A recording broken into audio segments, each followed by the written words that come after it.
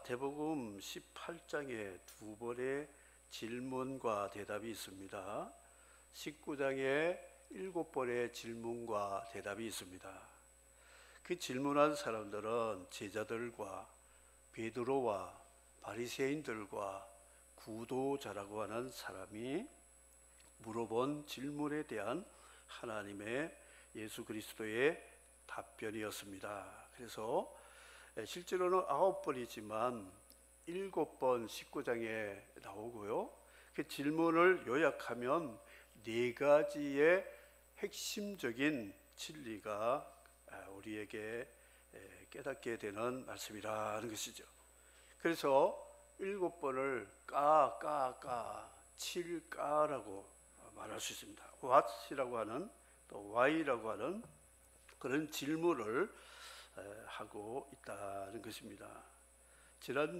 지지난주에 포항에 가서 전화도 안 되고 교회 주소 이름으로 내비를 가지고 쳐서 갔는데요. 그 입구에 가서 이 내비가 계속 우회전하라 좌회전하라, 그 가까이 있는 것 같은데 예배당을 찾지를 못했습니다. 야 내비야, 가르쳐 주려면 똑똑히 말하고 가르쳐 줘 하는데도 우회전하세요. 가요 없어요. 또 조금 하니까 좌회전하세요. 또 좌회전해도 없어요. 얼마나 시간을 허비했는지 안 되겠다, 물어봐야 되겠다. 내비를 제쳐놓고 지나가는 아저씨 불러가지고, 아저씨 아무개 교회가 어디 있습니까? 여기 어디 있습니까? 여기. 와, 그래서 내비를 나는 안 믿기로 했어요. 지 소리만 하는 거예요. 주인이 물어보면 좀 대답을 해줘야 되는데 계속 오른쪽 왼쪽, 사람은 골탕을 미고 그러더라고요. 아, 천국 갈 때도 이렇게 되면 안 되겠구나. 물어봐야 되겠다. 물어봐야 된다. 오늘 7번의 물어본 질문, QA라고 하는 질문과 대답을 가르쳐 주고 있습니다. 우리나라에 한때 묻지마 관광이 유행이 되었지요. 그래서 익명으로 회비만 내면 누구하고 어디로 가서 무엇을 하는지 비밀로 알려주지 않고 그냥 하루 동안 즐기다 오면 되는 여행 상품이었습니다.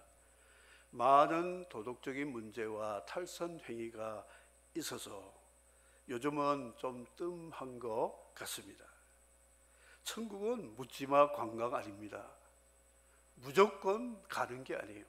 덮어놓고 믿는 게 아닙니다. 광신자들이 가는 곳이 아닙니다. 주님이 나는 길과 진리와 생명이라고 말씀하셨는데, 주님께 진리가 뭡니까? 길을 좀 가르쳐 주십시오. 생명이라는 영생이 무엇입니까?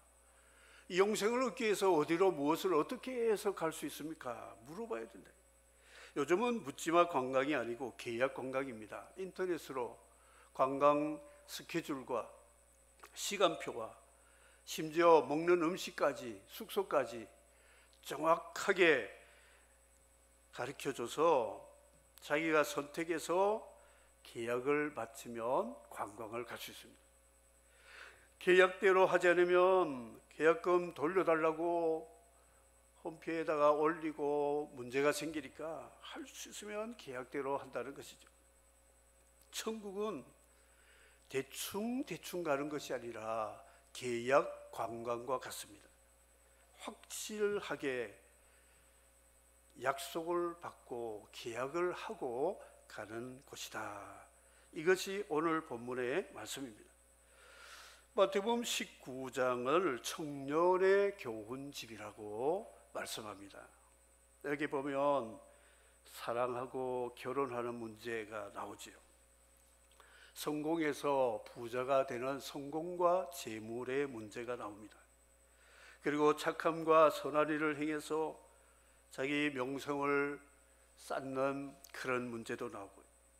그리고 늙어서 할 일이 없을 때 천국이나 가볼까, 다음 내세가 있다니까 믿어봤자 본전이니까 교회나 다녀볼까, 예수나 믿어볼까, 이런 것이 아니라는 것입니다. 선택, 모든 사람이 마찬가지지만 청년은 선택을 잘해야 된다. 배우자 선택, 직장 선택, 그리고 자신의 신앙에 대한 가치관을 확고히 선택을 해야 되는데, 이 본문의 순서로 말하면 성공, 결혼, 선행, 영생, 이 순서대로 하면 이게는 역주행이라는 것입니다. 거꾸로 가는 겁니다. 역주행. 우리는 먼저 뭘 해야 되느냐? 영생, 구원받아 하나님의 자녀라고 하는 것을 확실히 정해놓고, 그 다음에 크리스찬의 사명을 가지고 이 땅 위에 사명을 이루는 선행을 하면서 하나님이 주신 배우자를 만나서 하나님이 주신 좋은 일터에서 열심히 일해서 경제적인 자립과 그 자립을 넘어서 구제와 선교와 봉사는 이런 순서를 거쳐야 역주행이 아닌 정상 궤도로 간다 하는 것입니다. 많은 사람들이 역주행하는 모습을 봅니다. 우리 청년들은 역주행을 하지 않고 주님의 질서대로 잘 선택하며 갈 수 있어야 될 것으로 생각합니다. 예수님이 19장 1절에 보니까 예수께서 이 말씀을 마치시고 갈릴리를 떠나 요단강 건너 유대 지경에 이르시니라 그랬습니다. 말씀과 기적 사역을 통해서 하나님 나라가 무엇임을 많이 보여주고 가르쳐 주시고, 더 말씀할 것이 없을 때에 주님은 갈릴리에서 요단강 쪽에 있는 유대 땅, 유대 지경, 거기는 광야가 있고 이방인들이 요단강 건너가며 많이 사는 지역이 그것입니다. 세상 말로 출세라면 시골 촌놈이 도시에 가서 이제 자리를 잡기 시작하다가 이 소도시도 마음에 안 들어서 대도시 수도로 올라가는 것을 승진이라고 생각합니다. 근데 주님은 이 갈릴리 지역은 교양이 없고 세련되지 못한 그야말로 이 갈릴리 촌 사람들, 거기에 자라시고 거기서 사역을 하시다가 이제 마지막 하나님의 사명인 십자가 사역을 위해서 예루살렘으로 가시면서 유대 땅 지역에 사역지를 옮기셨다 그랬습니다. 한직으로 내려오셨다, 그렇게 말할 수 있습니다. 제주도에 목회를 했습니다. 개척을 했을 때 제주도 아가씨들이 로망이 뭐냐면 육지 남자 만나가지고 결혼해서 섬처녀 벗어나는 것이 소원이라는 말을 많이 들어봤습니다.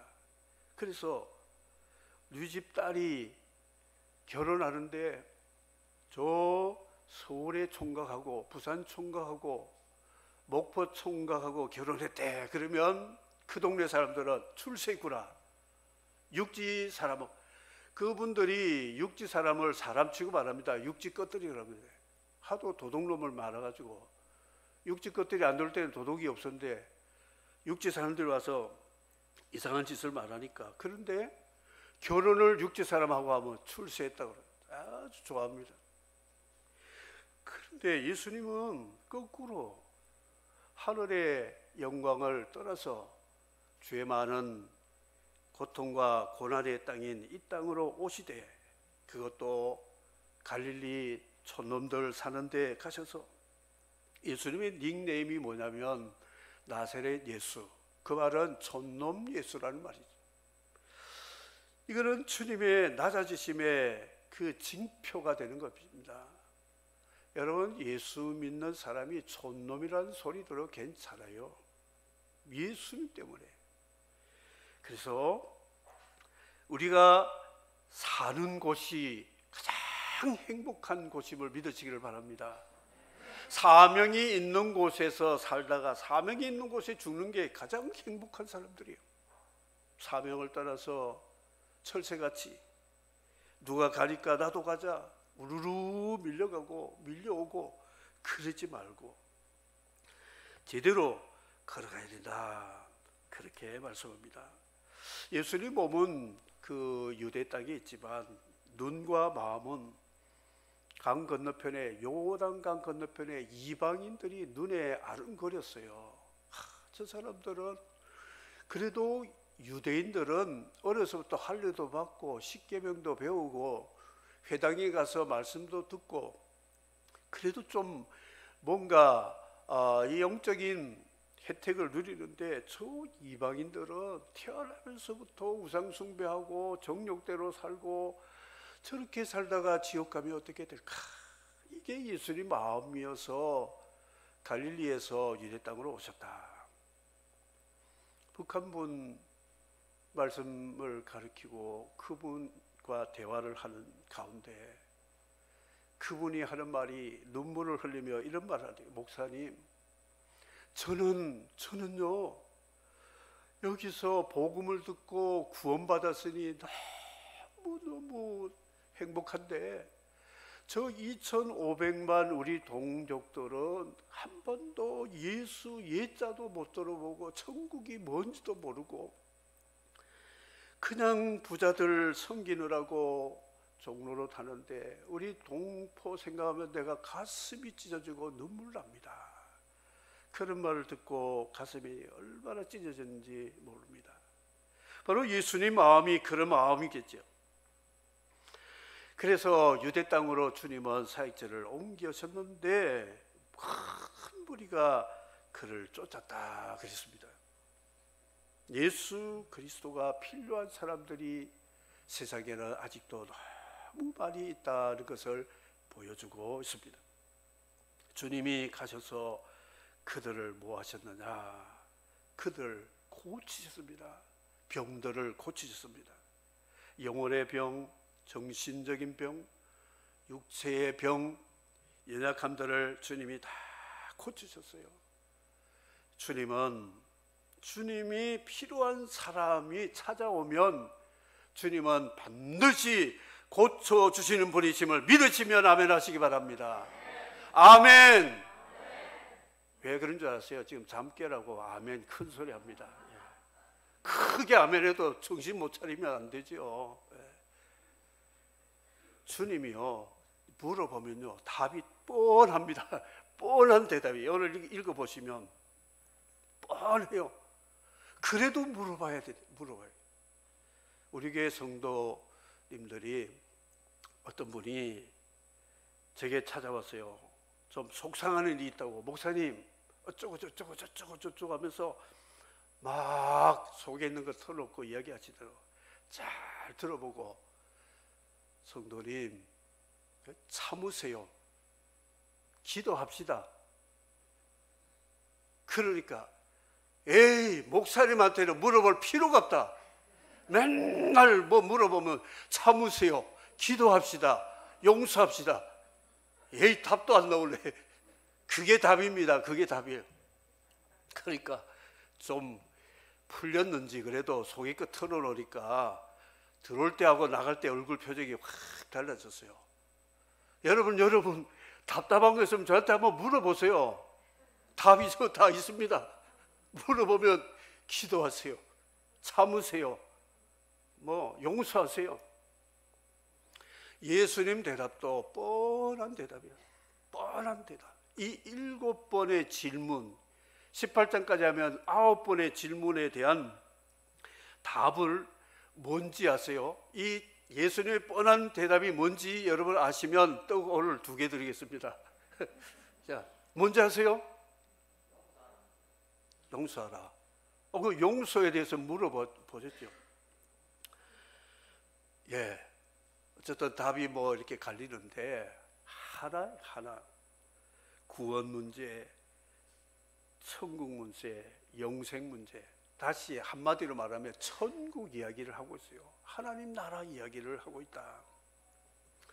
다윗의 주특기는 크고 작은 일을 하나님께 여쭙는 사람이었어요. 블레셋 그일라 땅을 모퉁이 얻어가지고 400여 명, 600여 명이 살다가 사울이 죽었다고 하니까 하나님, 내가 이제 고국으로 돌아가야 되는데 어디로 갈까요? 했더니 헤브론으로 가라. 거기 갔더니 하나님이 다윗을 유다왕으로 세웠어요. 전쟁을 하려고 합니다. 블레셋이 침략을 했어요. 다윗이 왕 되었다니까 요놈 은혜도 모르고. 그래서 하나님 어떻게 할까요? 가라, 내가 싸워줄 테다. 블레셋 이겼습니다.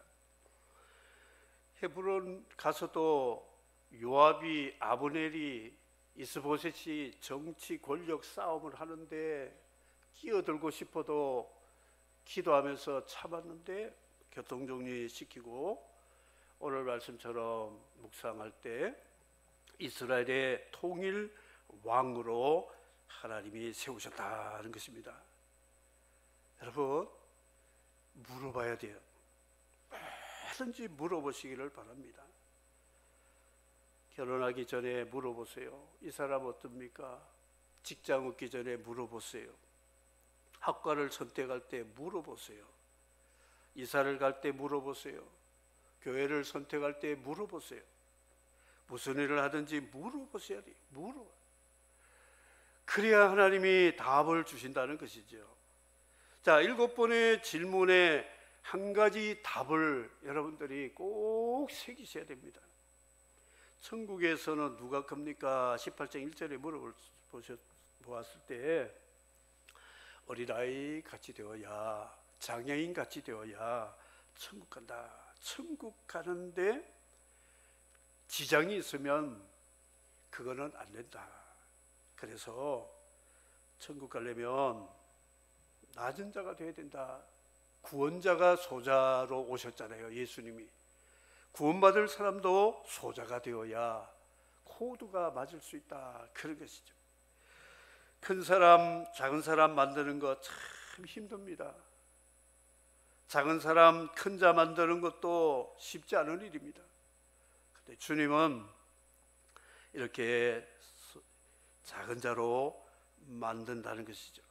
이 소자는 어린아이를 말하는데요, 어린아이의 특징은 뭐냐? 그 엄마 아빠가 안 보이면, 특별히 엄마가 안 보이면 애가 불안합니다. 초조합니다. 그러다가 자기 기다리는 시간을 넘어버리면 왕 하고 울어버리는 거예요. 그건 이제 엄마를 부르는, 소통하는 방법이죠. 그러면 엄마 아빠가 호출을 받아가지고 자다가도 깨워가지고 챙겨주고 이렇게 한다 하는 것입니다. 그래서 어린아이, 천국은 누가 가느냐? 어린아이 같이 돼야 된다. 이게 다시 말하면 사랑하는 주님, 나는 주님 없이는 절대 못 삽니다. 이게 어린아이 같은 자의 고백이 된다는 것이죠. 주님 없어도 나 살만한데요? 주님 없어도 나 괜찮아요. 현대인들은 소유한 것이 너무 많습니다. 지식도, 명예도, 재물도, 액세서리들 많습니다. 뭐가 그렇게 많은지 이거 관리하느라고 예수님 놓쳐버리는 경우들이 많다는 것이죠. 사랑하는 성도 여러분, 우리는 주님 앞에 이런 고백을 하는 어린아이가 되어야 천국에 들어가는 큰 자가 됨을 믿으시기를 바랍니다. 따라하시기 바랍니다. 사랑하는 주님, 나는요 주님 없이는 절대로 못 삽니다. 경상도 데이. 절대로 못 삽니다. 이런 사람이 천국 가는 사람. 주님 없어도 뭐 조금 불편하겠지만 괜찮아요. 그러지 마세요. 그리고 답답한 거 있으면 소통하는 방법은 우는 것밖에 없어요. 현대 교인들은 교회 나와서 우는 사람이 별로 없어요. 옛날에는 새벽기도, 철야기도 할 때 여기저기서 훌쩍훌쩍거리는 그런 사람들이 많은데 요즘은 눈물이 메말라 있어요. 그래서 답답할 때마다 주님 앞에 나와서 울고 기도하면 주님이 다 들어주시겠다. 그런 약속입니다. 둘째로 형제의 잘못을 몇 번이나 용서해 주리까 그랬을 때 베드로가 7번 큰맘 먹고 3-4번이 아니고 7번 용서할 거예요 했더니 주님은 턱도 아닌 대답을 하십니다. 7번씩 70번이라도 용서해라. 한 데나리온 빚진 사람과 1만 데나리온 빚진 사람의 비유를 말씀하셨어요. 1만 달란트는 한 데나리온은 6,000일의 노동자의 월급입니다. 그런데 그 6,000배면 1만 달란트 하면 몇십만 불 되는, 아니 몇억 달러 되는 가치가 된다 하는 것입니다. 네가 형제 용서해 준다고 천국 가는 게 아니다. 내가 너를 용서해 줘야 갈 수 있다. 이것을 말씀합니다. 우리가 지은 죄를 계산해 보십시오. 머리 털나고 지금까지 행동으로, 말로, 생각으로 지은 죄를 한번 계산기에 입력시켜 보세요. 1만 번 범죄 안 한 사람 한번 여러분 대답해 보세요. 10,000번 이상 범죄 안 했다는 사람. 우리는 코에 숨쉬고 움직일 때마다 죄에 감염되고 죄성이 묻어져 있는 그런 죄인임을 기억하면서 1만 달란트를 용서받아야 천국 가지. 다른 사람 큰맘 먹고 한 7번 용서해 줬으니까 너 천국 가라, 그게 아니라는 것이지. 그래서 천국은 용서받아야 가다. 죄 용서받아야 가는 것이지, 죄는 지을 수가 있는데 죄는 지은 죄를 용서받으면 천국 가는데 회개하지 않아서 용서받지 못하면 못 간다. 이 이야기를 주님이 말씀하고 있다는 것이죠. 그래서 천국의 장애물이 되는 용서받지 못한 죄가 있으면 주님께 다 털어놓고 용서받으면 갈 수 있다. 이 이야기를 하심으로 베드로 질문 수준과 예수님의 대답은 이게 하늘과 땅 차이가 된다는 것이죠. 결혼 이야기를 합니다. 바리새인들이 아내를 버린 게 옳습니까? 모세는 이혼 증서를 쓰라고 하는데 그게 뭡니까? 막 이렇게 하는데, 이거는 어떤 질문이냐면 그 맹구 질문입니다. 이 맹구가 선생님 골탕 먹이려고 답을 다 알고도 엉뚱한 질문하는 그런 식의 질문이다 하는 것을 알 수가 있습니다. 그런 주님이 말씀하시는 것은 뭐 힐렐 학파, 또 랍비들 신마이, 이게 산마이, 이게 학파들이 이혼 문제 가지고 율법 가지고 모세 율법으로 막 해석하고 뭐 복잡한데, 주님의 대답은 딱 한 가지예요. 한 가지. 나하고 결혼하자. 세상은요, 사랑했다가 헤어지고 미워하고 결혼했다가 헤어지고 다 그렇게 사는데, 사랑이 미움으로 바뀌고 함께하는 사람이 헤어지면 참 아픈 일이잖아요. 그런데 나는 나하고 결혼하면 나 절대로 버리지 않는다. 절대로 안 버리고 나는 너와 영원히 함께 동반자로 살 것이다. 그 이야기를 지금 하고 있는 거예요. 6번 남편에게 버림받은 여인이 있었어요. 그런데 예수님은 그 여인에게 하나님의 구원을 선물로 주셨다는 것이죠. 그러니까 주님이 지금 말씀하는 핵심적인 것은 뭐냐? 뭐 이혼 증서를 해라, 줘라, 말하라, 옳다, 그르다, 이런 것은 이미 천지 창조 때 하나님이 다 정해주신 윤리와 법도가 다 있다. 그거를 좀 더 강화시킨 것이 있다. 그런데 중요한 것은 내가 천국 가는데 장애가 되면 안 된다는 것이죠. 가족이, 동반자가 천국 가는데 장애돼서는 안 된다. 그러므로 세상은 미워하고 헤어지고 하지만 나와 함께하면 영원히 동반자로 함께 거할 수 있을 것이다. 이 진리를 천국 이야기로 이 질문을 엮어가지고 말씀하고 있다 하는 것입니다. 여러분, 우리 생활에 천국에 자게 되는 요소들 많습니다. 그런 것들을 주님께 물어보시라는 것이죠. 내가 무슨 일을 하여야 영생을 얻으리까? 구도자 청년이 주님께 물어봅니다. 십계명 지켰습니다. 그런데도 내가 뭘 부족합니까? 물어봅니다. 그럴 때 주님의 말씀은 천국은 내 의로 가는 것이 아니라 내가 그냥 선물로 주는 은혜로 들어가는 천국이다. 십계명 지키고 착한 일을 하고 선한 일을 했다는 것으로 가는 게 아니고 내가 너에게 그냥 값없이 주는 선물로 들어가는 것이다. 그러면서 주님이 한 가지 제안하십니다. 너 부자지? 너 재산 다 팔아서 가난한 사람 주고 나를 따를 수 있겠느냐?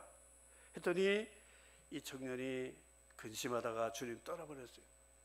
십계명 잘 지켰다고 하는데 거기 살인, 도둑질, 거짓말 이렇게 다 이야기했는데 10번째 계명이 10계명인데 그게 뭐냐면 탐심, 우상숭배라니. 이 청년의 마음에는 아직도 재물에 대한 욕심이 남아있기 때문에 이 재물이냐 천국이냐 저울에 달아볼 때는 아직은 천국보다는 재물이 무겁다는 것을 알고 천국을 포기하고 재물을 택했기 때문에 이 청년은 구도자로서 실격을 했다는 것을 우리에게 말씀하고 있습니다. 천국은 은혜의 천국이다. 공짜로 주는데 네가 가지고 있는 것은 다 버려야 내가 너에게 공짜로 줄 수 있다. 네가 소유하고 내가 가진 것들은 다 버려라. 그러면 내가 그것까지도 채워주리라. 이것을 말씀을 하고 있습니다. 천국은 선한 일을 행하여서 영생에 들어가는 것이 아니라 주님이 값없이 주시는 선물이라는 은혜로 구원받는 이신득구를 말씀하고 있습니다. 다섯 번째, 누가 그러면 구원 얻을 수 있습니까? 주님이 낙타와 바늘 구멍 이야기를 하십니다. 낙타가 바늘 구멍에 절대로 들어갈 수 없습니다. 절대 못 들어갑니다. 그런데 사람은 할 수 없으되 하나님은 다 하실 수 있다. 주님의 말씀했습니다. 그러면 하나님은 어떻게 하실까?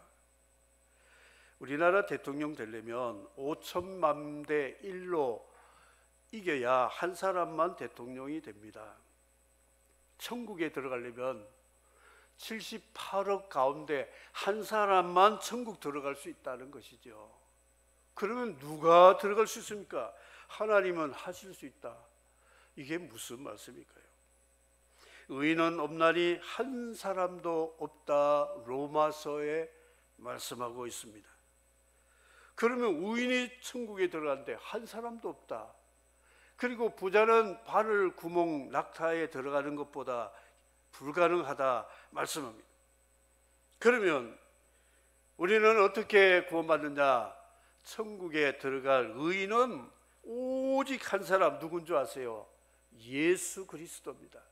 죄 없으신 예수 그리스도.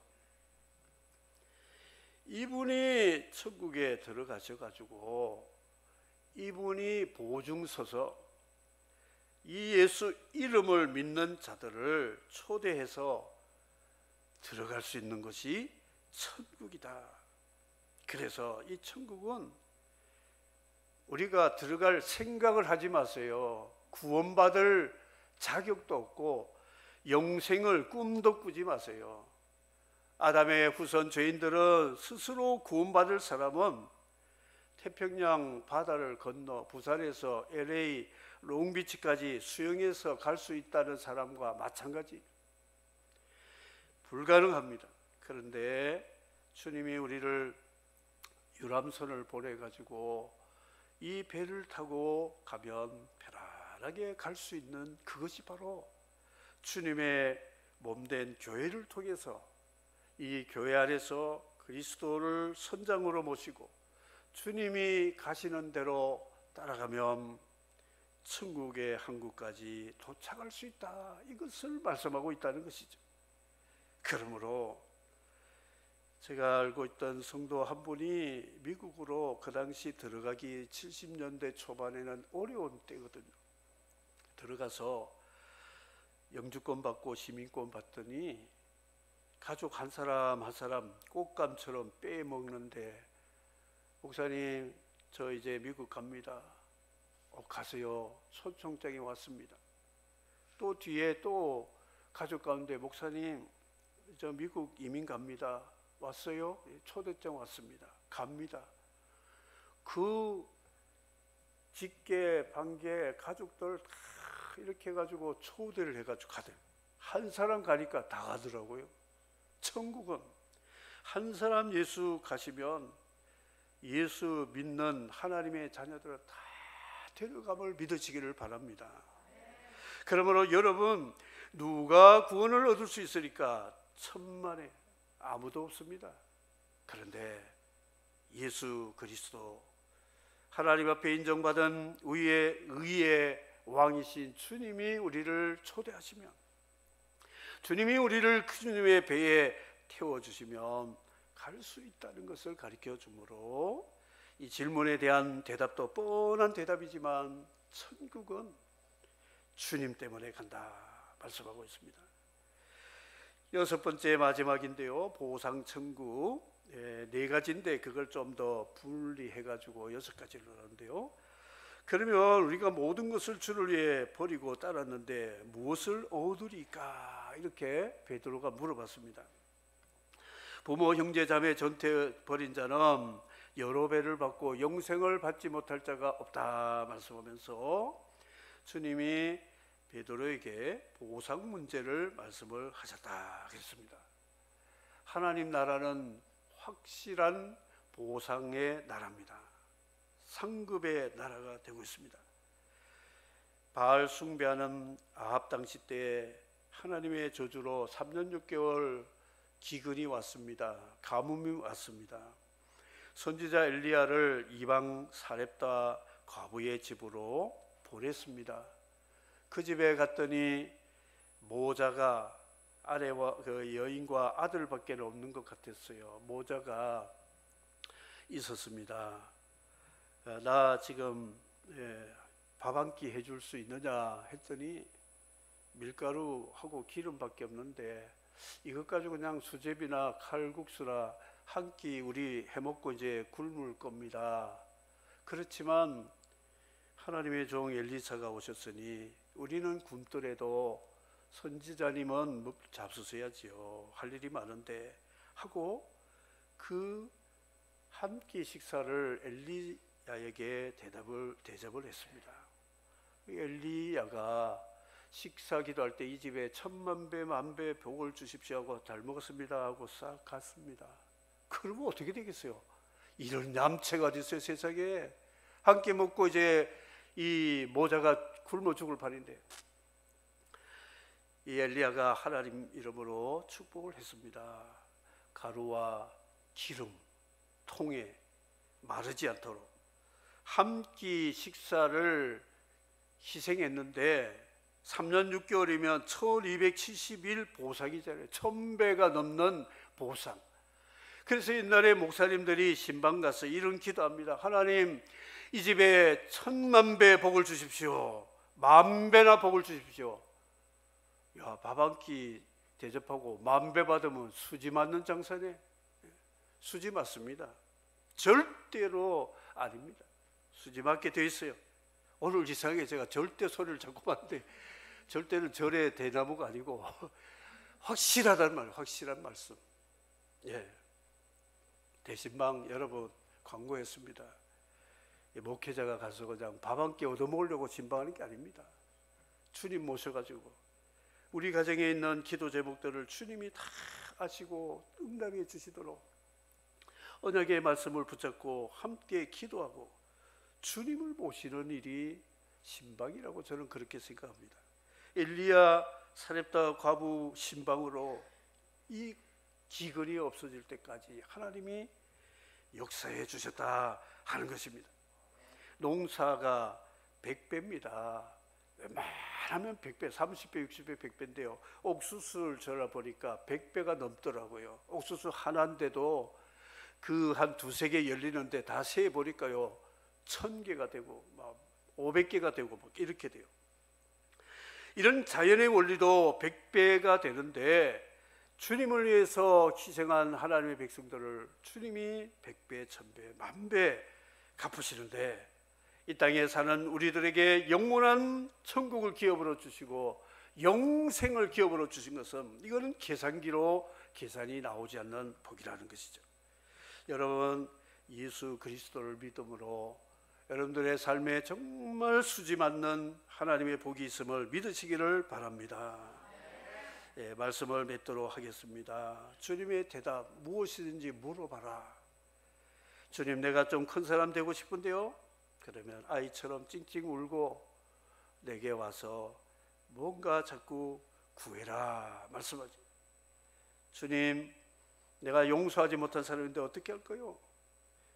너 아직도 기억하고 있니? 나는 너 잘못을 10,000가지가 있어도 하나도 기억하지 못하는데 너는 아직도 기억력도 좋구나. 형제의 잘못을 지금도 기억하고 있니? 나는 너 잘못을 하나도 기억하지 않고 바다에 깊이 던지고 등 뒤로 돌리고 흰 눈처럼 하얗게 생각하고 있는데 아직도 너는 그걸 가지고 있니? 천국 가려면 내 용서를 받아야 된다 말씀하고 있어요. 그리고 생활의 사랑의 여러 가지 실패와 성공과 어려움들이 있지만 주님과 결혼하면 주님은 영원히 우리를 버리지 않는 행복자가 될 수 있는 걸 알겠느냐? 영생은 내가 가진 거 다 포기해라. 그리고 내가 초대해야 가지. 인간은 아무도 들어갈 수 없단다. 이 대답을 오늘 7가지 질문과 대답에 대한 진리의 말씀을 우리 붙잡고 천국 가는데 장애되는 것 있으면 주님께 물어보고 좀 교통정리하고 심플하게 믿음으로 살아가는 저와 여러분이 되어서 주님의 기업을 상속받는 우리 모두가 되기를 주의 이름으로 축복합니다. 아멘. 주님의 사랑을 찬양합니다. 주 하나님 독생자 아낌없이 우리를 위해 보내주셨네.